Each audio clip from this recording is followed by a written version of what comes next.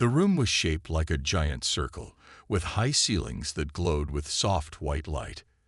In the middle, a long table floated slightly above the floor. Around it sat the leaders of more than 50 alien species. Some had scales, some had feathers, and others shimmered like light itself. This was the Galactic Accord Council, the most powerful group in the galaxy. Today, they had only one thing to talk about: Earth. A tall, thin alien with green skin stood. He was Counselor Yevon of the Sarakai. He looked around the table with cold, judging eyes. "The humans have asked to join us," he said. "They want full membership in the Accord. I ask this council, are they ready? Are they worthy?" Whispers filled the room. A large, furry creature from the planet Vor made a sound like laughter. "They still use metal bullets," it said.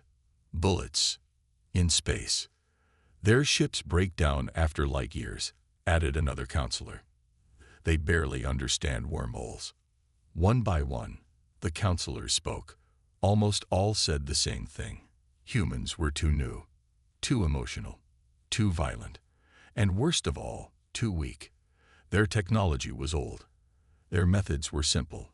They would only cause trouble. At the end of the table sat a quiet figure. He wore a long robe and had silver eyes that glowed softly. This was Ambassador Lorak of the Tavani, one of the oldest species in the galaxy. "I ask for the floor," Lorak said. The room fell silent.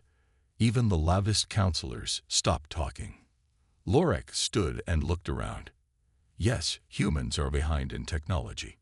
Yes, they are still learning the ways of the stars. But they are different from us. They learn fast. They change even faster. Counselor Yevon narrowed his eyes. "You speak as if they are dangerous." "No," Lorak said calmly. "I speak as if they are something new. Something surprising." A short alien with glowing fins waved its hand. "Do you fear the humans, Lorak?" Lorak smiled slightly. "No, but I think it would be a mistake to laugh at them." The council voted. One by one, lights around the table turned red. Denied, denied, denied. Only one light stayed green. Lorak's. The decision was final. Earth was not ready. The humans would be kept on the edge of galactic politics, allowed to trade but not to lead. Their ships would not be welcome in inner Accord space. Their voice would not be heard in council. Far above the planet Alaris, where the council met, a human ship floated in orbit. Inside, a small group of human diplomats waited for news. One of them, a young woman named Jenna, looked out the window. "I don't like the silence," she said.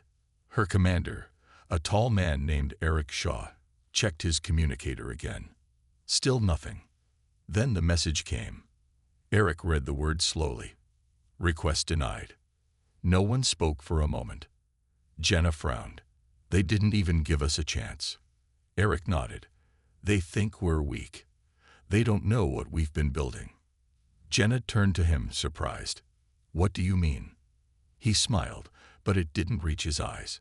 "Earth has been busy. We may not have their tech, but we understand something they forgot a long time ago. How to fight when your back is against the wall." Back on Alaris, the council chamber slowly emptied, but Lorak stayed. He walked to a window and looked out at the stars. "They made a mistake," he said quietly to himself. "They laughed too soon." And far away, on a small blue planet called Earth, something new was waking up. Hidden in labs, deep under oceans, and inside old ships, secrets were coming alive. Humanity had been watching, waiting, preparing, and soon they would pull the trigger. Commander Nate Collins sat in the captain's chair of the Endurance *, a long-range patrol ship built by Earth's defense fleet. The ship wasn't fancy, but it was strong and well-tested. Nate had served on it for 5 years, and he trusted it more than anything. Next to him stood Dr. Mia Harper, a scientist from the Earth Defense Research Group. She wore a plain uniform, but her sharp eyes missed nothing. Most people on the ship didn't know what she was really working on. Her real job was classified. They were escorting a group of trade ships near the edge of human space. It was supposed to be a quiet mission. But then an emergency message came through. "This is Colony Delta 7, the voice said, full of panic. "We are under attack. Pirate ships, unknown design, requesting help." Nate leaned forward. "Location. Coordinates sent. We don't have much time. They're tearing through our defense grid." Nate looked at Mia. She gave a small nod. "We have to go." The Endurance changed course and jumped into faster-than-light travel. Within minutes, they arrived near Delta 7. What they saw made Nate's stomach tighten. 4 pirate ships circled the colony. They were sleek and dark, nothing like the usual scavenger ships. These were fast and heavily armed. "Those aren't normal pirates," Maya said, frowning. Nate opened a channel.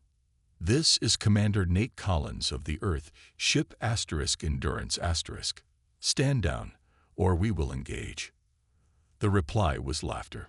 A voice came through, smooth and cruel. "Earth ships. We thought you were just a story.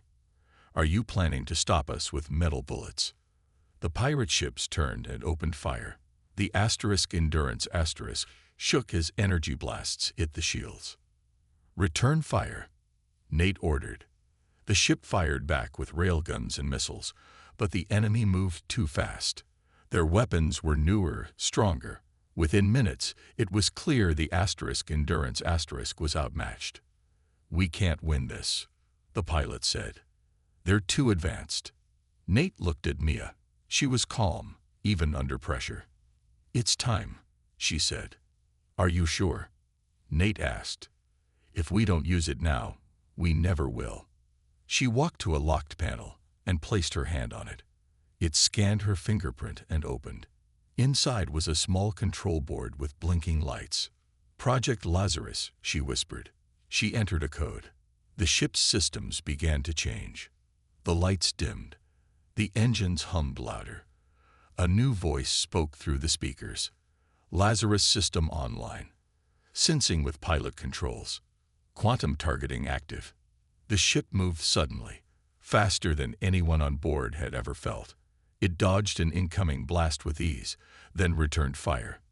This time, the railgun shells moved faster, surrounded by strange blue energy. One pirate ship exploded. "What just happened?"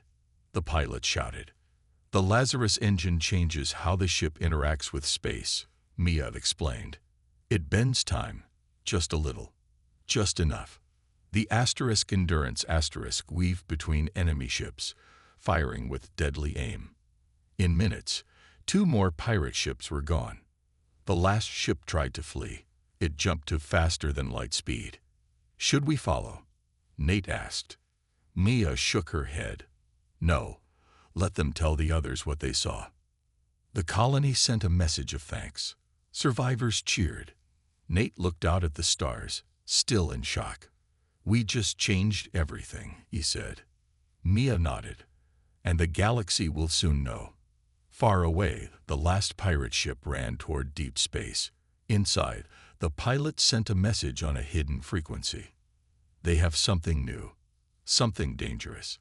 The humans, they have changed." And somewhere in the galaxy, people began to listen. The Endurance floated above the quiet colony, its systems still glowing from the battle. Inside, the crew worked fast, trying to understand what had just happened. People were amazed. The ship had moved faster, aimed better, and hit harder than ever before. It was like something out of science fiction. Commander Nate Collins stood in the control room, staring at the new data on the screen.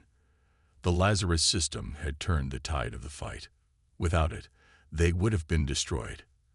"What exactly is this thing?" Nate asked. Dr. Mia Harper stood beside him, her hands behind her back. She looked calm, but her voice was serious. "Project Lazarus is a new kind of engine," she said. "It doesn't just power the ship. It connects with the pilot, the weapons, the sensors, everything. It learns how the ship fights, and it learns how we think." Nate raised an eyebrow. It learns like an eye. Yes, Maya said, but more than that. It's part AI, part human design, and part something new. It uses a quantum reactive core that lets it bend time and space just for a moment. It gives us an edge. The screen showed slow-motion images of the battle. The Endurance dodged attacks that should have been too fast. It fired weapons that looked like streaks of blue fire. Why hasn't the Accord seen anything like this? Nate asked. Mia walked to a terminal and typed in a command. A secret file opened on the screen. Because they said it couldn't work, she said. The Accord doesn't believe in this kind of tech. They think it breaks the rules of science. But Earth has been testing it in secret for years, and now it works. Nate read the file. It showed test results, notes from scientists, and blueprints of the Lazarus engine. Most of it looked far beyond what Earth used to build. How many ships have this tech? Nate asked. Only a few, Maya said. We needed a live battle to test the system fully. That's why I'm here. To see if it works under real pressure. And it did. They heard footsteps. A young officer came in, holding a tablet. Commander, we finished checking the pirate wrecks. Their ships weren't built by pirates. The tech is from outside the Accord. We found symbols from 3 different species. Someone gave them those ships. Nate frowned. So this wasn't just a random attack. Someone wanted to see how we'd fight. Mia nodded. And now they know. News of the battle spread fast. The video of the Endurance using Lazarus tech was picked up by hidden channels and passed through the black markets. Pirates, mercenaries, and even some governments saw it. Some laughed. They said it was fake.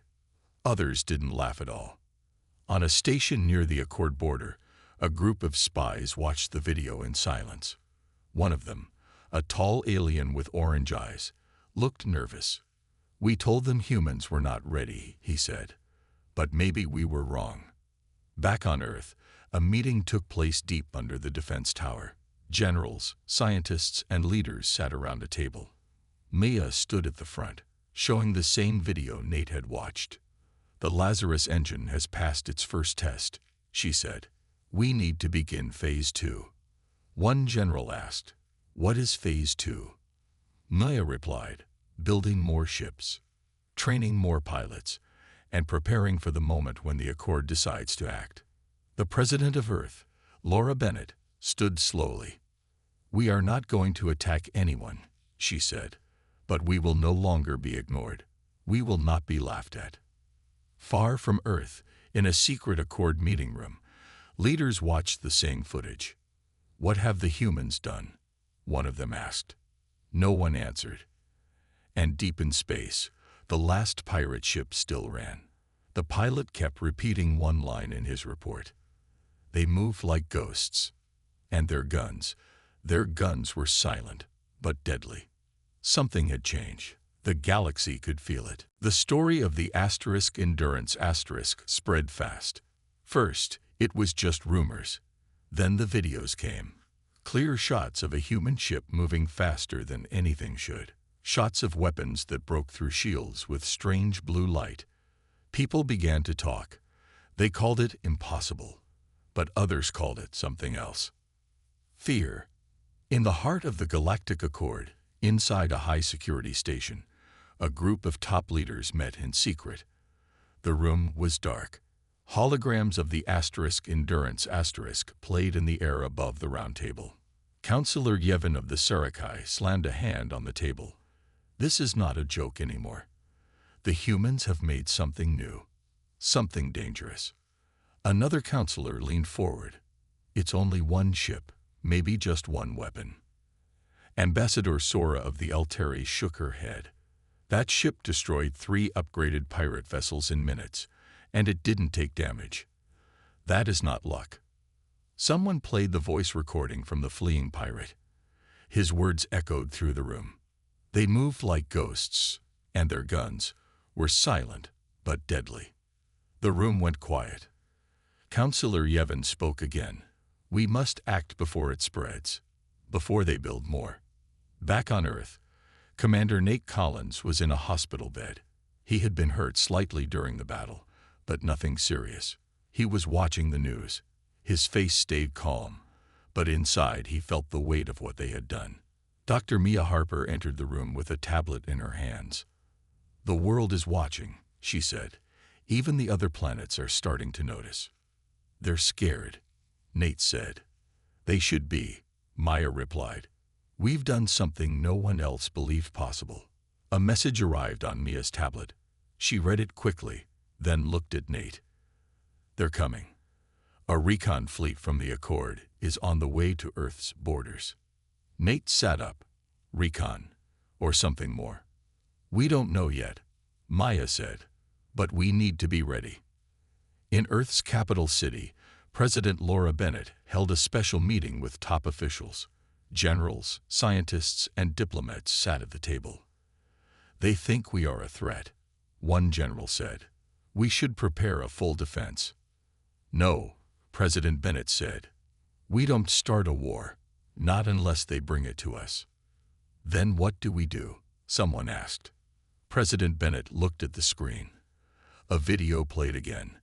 The Endurance dodging a blast and striking back with perfect aim.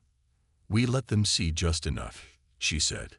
"Enough to make them think twice, not enough to show them everything." She pointed at the screen. "We send a message, calm, strong, and clear. Earth is not to be ignored anymore."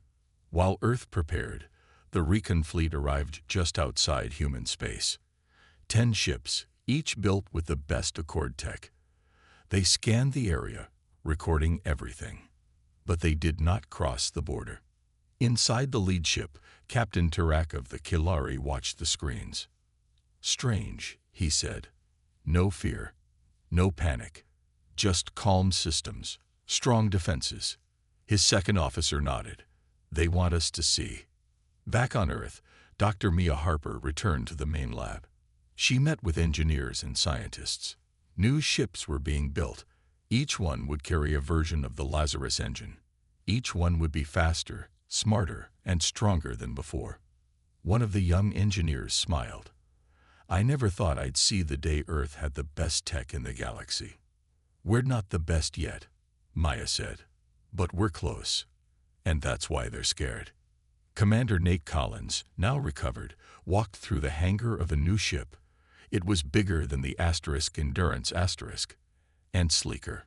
Its name was painted in bold letters, Vanguard *. He smiled. "Let them come. We're ready." And in the cold darkness of space, the galaxy watched.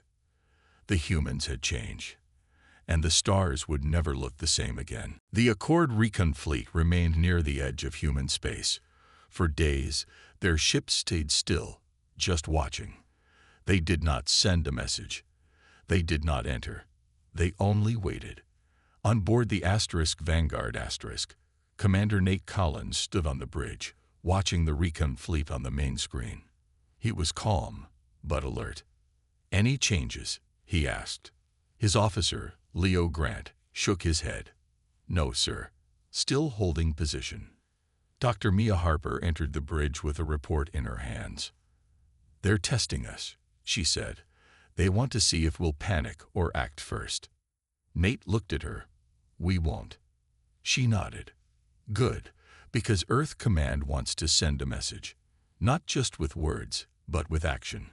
A few hours later, a single Earth transport ship left the Vanguard *. It was not a warship. It was unarmed, painted white, and carried supplies and medical kits. It moved slowly toward the Accord fleet. On the lead Accord ship, Captain Tarak watched the small ship approach. "They're sending a message," his second officer said. "Yes," Tarak replied. "They are saying, 'We are not afraid.'" The Earth ship stopped just before the border. It released a small drone, which carried a file to the Accord ships. Inside the file was a video. It showed Earth cities, peaceful towns, growing spaceports, and schools. It showed humans building, helping, and learning. At the end, a simple message appeared on screen. We build, we protect, but we will not back down. The Accord Council saw the message within hours. Reactions were mixed. Some leaders called for peace.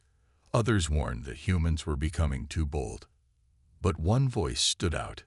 Councillor Varen of the Yalari, who had fought in many wars, spoke clearly. I have watched this species grow. I have seen them fail, and I have seen them rise again.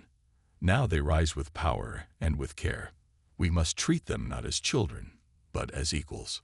Back on Earth, the construction of new ships continued. The Lazarus systems were being improved. Scientists worked around the clock, finding ways to make the engines safer and stronger. Inside the labs, Maya stood with a new team. They were testing the next model of the core. It glowed with soft blue light. How stable is it? She asked. Better than before, one of the engineers said. We added a backup limiter. It won't overload again. Good, Maya said, because the next phase begins soon. On the training grounds near the moon, new pilots trained in simulators. One of them, a young woman named Zoe Mills, had shown special talent. She could react faster than most and understood the Lazarus system like it was part of her. Nate visited the training center and watched her fly. She's good, he said. The trainer nodded. She's better than good. She's ready. Zoe landed her simulation and stepped out, sweating but smiling. Commander Collins, she said, is it true what they say? That the Lazarus engine can think ahead of us? Yes, Nate said, but it still needs you. You guide it. It learns from you. She nodded. Then I'm ready. As Earth trained, built, and prepared, other worlds began to whisper. Some smaller planets near Accord Space sent quiet messages to Earth. They asked questions. They offered friendship. They wanted to know more. Nate stood in a new war room, looking at a growing list of names. They're reaching out, he said. Maya stood beside him. The galaxy is changing, and they want to be part of whatever comes next. Far beyond, deep in space, an unknown group received the footage of Earth's new strength. They were not part of the Accord. They were something else. Silent, waiting, watching. One of them, a figure covered in shadow, spoke. So, the humans have begun to wake. We must decide soon. Do we greet them or stop them? The stars did not answer, but they watched, just like everyone else. Commander Nate Collins stood aboard the Vanguard looking out at the stars. He had seen many things since the first battle, but now something new was coming. Something big. Sir, we picked up a signal, said Leo Grant from the control station. It's not Accord. It's from outside their space. Nate turned. Unknown origin. Yes, sir. It's encrypted, but not like anything we've seen. Dr. Mia Harper arrived moments later. She was already looking at the signal on her tablet. It's a deep space ping. They want to talk, but they don't speak in our language, she said. Can we answer? Nate asked. We can try, Maya said, but we should be careful. They sent a basic response. Just simple numbers, prime sequences, and peaceful images. A few minutes later, another signal returned. This time, it was clearer. Shapes, sounds. Then, slowly, words formed. Watchers, not enemies. Want to meet. Send one. The bridge went silent. They want to meet, Leo said. Just one of us. Nate looked at Mia. You believe them. She shrugged. Hard to say. But they reached out first. That says something. President Laura Bennett was informed quickly. A call was made, and a council of Earth's top minds met to decide what to do. We have no proof this is safe, one general said. But we also have no sign it's a trap, said Mia through a secure link. We've been watched for years. Maybe longer.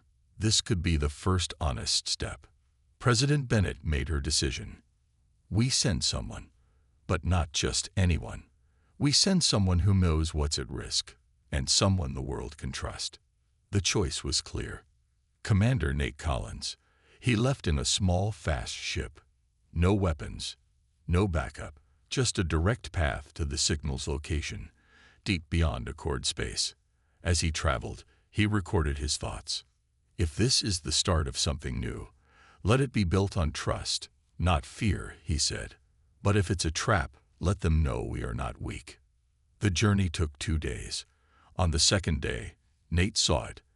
A ship unlike anything he had ever seen. It floated silently in space.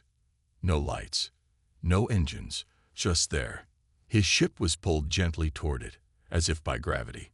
Then the inside of his ship changed. Screens lit up, and a voice spoke. "Welcome." Nate's heart beat fast, but he stayed calm. A small figure appeared on the screen. It was not human. It had large eyes, soft features, and a calm voice. "We have watched. Not just Earth. All of them. Most fight. Some destroy. But you learn. You build. You fall. And you rise again." Nate nodded. "Why contact us now?" "Because your time is coming. And choices must be made. The galaxy is bigger than you know. Darker too. But not all is lost." Nate sat back. "What do you want from us?" The figure paused. "To warn you. Others will come. They will fear your rise. Some will try to stop it. You must choose, hide and hope, or stand and lead." Back on Earth, the signal from Nate's ship was received. The team listened in silence as the message played. "They know us," Maya said softly. "They've seen everything." President Bennett looked out at the night sky. "Then the question is, what will we do now?" As Nate's ship returned home, the stars felt different. He carried more than a message. He carried a truth. Humanity was no longer alone. And the real test had just begun. From distant corners of space, others listened. Some with fear, some with hope, and some with plans of their own. The galaxy was awake, and the humans were at the center of it all. The Vanguard returned to Earth, and Commander Nate Collins stepped out of the ship. The message he brought changed everything. The mysterious beings, the warning, the coming danger, all of it now sat in the hands of humanity.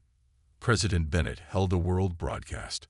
She stood in front of cameras, her voice calm but strong. "We are not alone. We never were. We have been watched, and now we are seen. Some will fear us. Some will welcome us. But make no mistake, Earth is ready." The world listened, and for the first time in human history, people felt both small and powerful at the same time. They were part of something much bigger. Inside Earth Command, Dr. Mia Harper and her team were already planning the next move. "We need a second line of defense," Maya said. "Something fast, smart, and everywhere. Not just one big ship, a fleet of smaller ones." Engineers began working day and night. The Lazarus engine was improved again. This time it could move even faster, use less power, and link ships together through a shared eye. The Accord, seeing Earth grow stronger and smarter, decided to speak openly. A council ship was sent to Earth, carrying leaders from 10 different worlds. They met with President Bennett in a glass building above the sea. The sun shone through as waves crashed below. "We want peace," said the lead Accord speaker. "But peace comes with trust. Then we build it together," President Bennett replied. "Not with fear, but with understanding." Agreements were made. Science would be shared. Trade routes would open. And joint patrols would protect the outer systems. But even as peace grew, the shadows moved. In deep space, far from any star, a dark fleet began to form. Ships without names, crews without faces. They belonged to the ones who feared change. The ones who saw human rise as a threat. Their leader, a tall figure with sharp eyes and a voice like wind, stood before his fleet. "The humans have crossed the line. They build what should not be built. They reach too far. We end them before they begin." Back on Earth, Nate trained new pilots. Zoe Mills, now a top flyer, led a squadron of small, fast fighters. "We are not the biggest," she told her team, "but we are fast, we are smart, and we never give up." Nate watched with pride. The new generation was ready. One night, an alert sounded. A warning came from a trade station near the edge of known space. A fleet was coming, large, silent, and fast. Earth Command called an emergency meeting. "They're not sending a message," a general said. "They're coming to attack." "Then we stop them," said Mia, "with everything we've got." The Vanguard now upgraded, flew out with 10 support ships. Hundreds of fighters followed. The Accord sent help too. For the first time, Earth and other worlds stood side by side. The battle began in silence. Then, bright lights filled space. The dark fleet struck hard, but the human A ships moved like water. Fast, precise, united. Zoe led a charge that broke the enemy center. Nate's Vanguard held the line, blocking the path to Earth. Mia, from the command room, guided the AI systems, linking every ship's mind into one smooth network. The fight lasted hours. In the end, the dark fleet broke. Some ships ran. Others were destroyed. Earth had won. After the battle, silence returned to space, but it was a new kind of silence, one with respect. The galaxy now knew what humans could do. On Earth, people cheered. Lights filled the skies. But deep inside, everyone knew this was only the beginning. President Bennett gave one final message. "We did not ask for war, but we are not afraid of it. We will explore, protect, and grow. Together, with allies, with peace. But if anyone comes to break us, they will find we are not weak." Commander Nate Collins stood with Mia and Zoe, watching the stars. "They laughed at our tech," he said. "Now they know." And far across the galaxy, those who once laughed now watched in silence. The age of humans had begun.